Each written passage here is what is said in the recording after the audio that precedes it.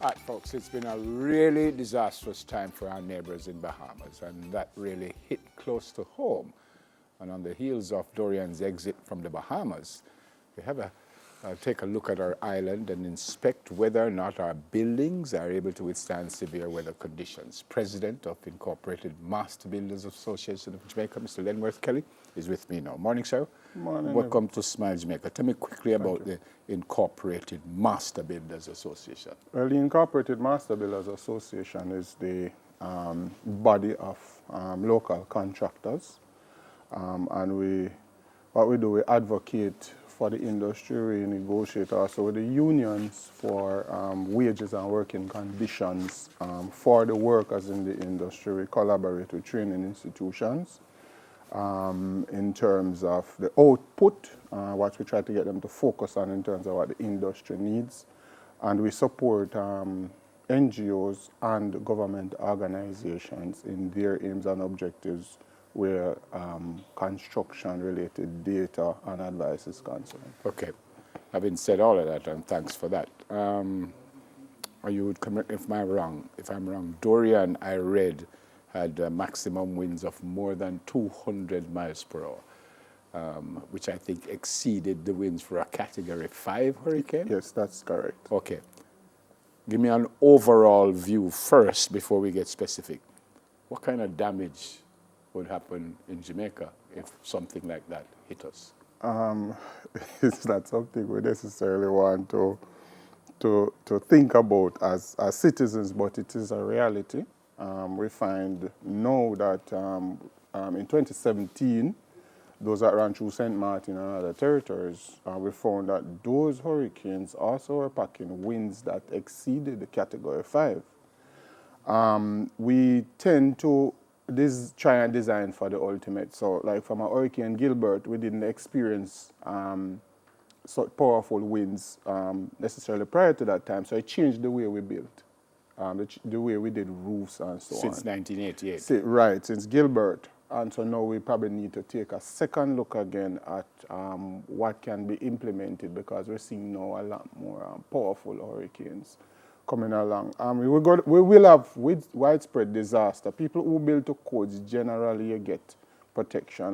You're largely looking at your roofs, your timber roofs. Slab roof, you're good, right? The wind has no real effect on a 200 mile an hour wind won't hurt us. No, not a concrete and steel roof, no. Your issue there will be more from an earthquake scenario. Generally, our buildings are fairly well designed. So in terms of sorry to jump in. You said generally they are fairly well designed. Yes. Explain that, sir. Well, because you're designed based on data you have. So prior to a Gilbert, whatever data you had, you designed to that you had the different and you changed zones. since Gilbert. And right, so you get something heavier, then you change. I know you're saying we need to change again. We probably need to start looking at that, because we are seeing occurrences that exceed what we would have felt would have been I suspect in a almost underground, where your answer to my question was we would be in plenty trouble if a 200 mile per hour. Yeah, man, yeah, we would be. We would be in serious trouble. And there are a lot of our, remember we have a lot of informal communities, so to speak, no structured development, not necessarily built to any particular design codes or anything. Them just put them there. Now those will be just wiped out. Yep. We have some high-rise buildings. Some of them have been around for a while. I don't know what you consider high-rise, whether it's over 5 stories, over 10 stories, but we have some of those. How would they impact if we got hit now? Well, I was dealing specifically with hurricanes. Right. You'll have, because most of those structures are basically maybe a steel frame, full steel frame, and you put on the claddings on it, or it's reinforced concrete beam and column frames with concrete floors, and you put in the glass in. So those will be fine, but there are other issues that come with hurricanes. It's not just the wind. Remember, you get rain, you get flooding, you get sustained saturation, it can impact foundations. So there you can have scoring, you have landslides. There's a Right. whole range of Right. other things that Which could hurt the high rise, but it can hurt. and it's not the wind would And do it's that. not necessarily the wind would necessarily Yeah. do that. So you want to look at, you want to kind of look at in a holistic way. Yeah. You tend to go with impact-resistant windows and that kind of thing. Right. And I say you design for what you know was the ultimate, but if the ultimate changes, You have to look back if you get again. it, then you have to relook at it. Yeah. I don't know if I read this or I heard this in an interview that the way the buildings are made, and coming back to the high-rise building, that some of them would sway, and man. that's done deliberately. Yeah, you don't make them stiff.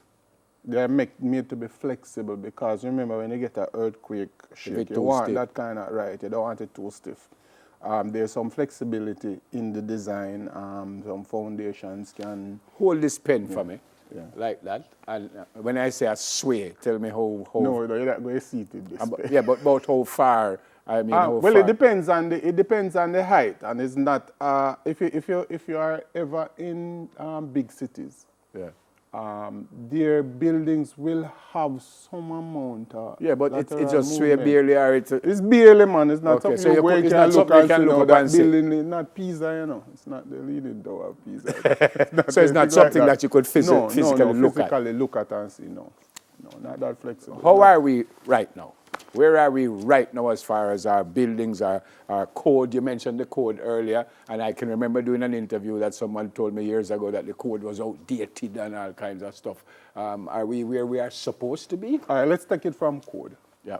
So we had the last code we had done before the current one would have been after the 1907 earthquake, I think. We tend to react. And then we look at it, and then we didn't get one until something led by the Jamaica Institution of Engineers led a move supported by all the other construction professionals for a new building code.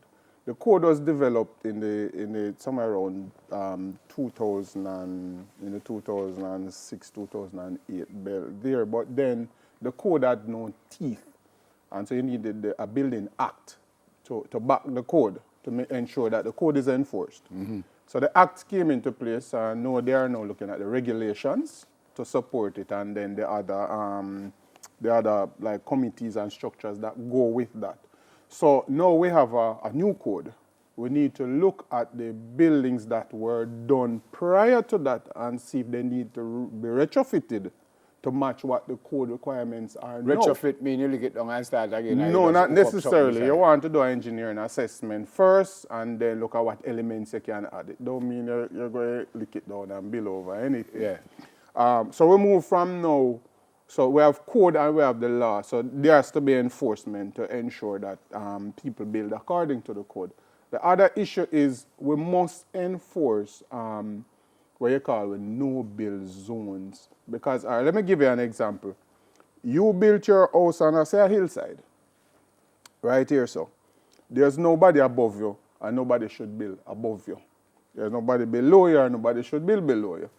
But there's no enforcement. Some man come and dig out the hillside below you and put up a little house too. What that does is exposes your house because there's nothing to retain your foundations or that kind of thing. So a little flood come, your house gone. So we must enforce no build zone. You can't build in a riverbed and then. So you have to tell somebody, and you can't build there. You can't build there. So not like we don't want you to build, but that's how we end up with these costly disasters. Yeah. Finally, obviously, you're not on the ground in Bahamas. You weren't there. But if you had to give an educated guess of why they were hit so hard and everything went flat, why?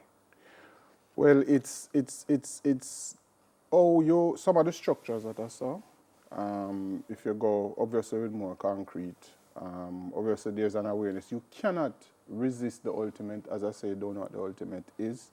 The important thing is preservation of life. So it's hard to say because people want to live on coastal areas and so on, and they probably have never had surges like those before. But it's like we are not immune to that. We can very well be a Bahamas in the low line and coastal areas.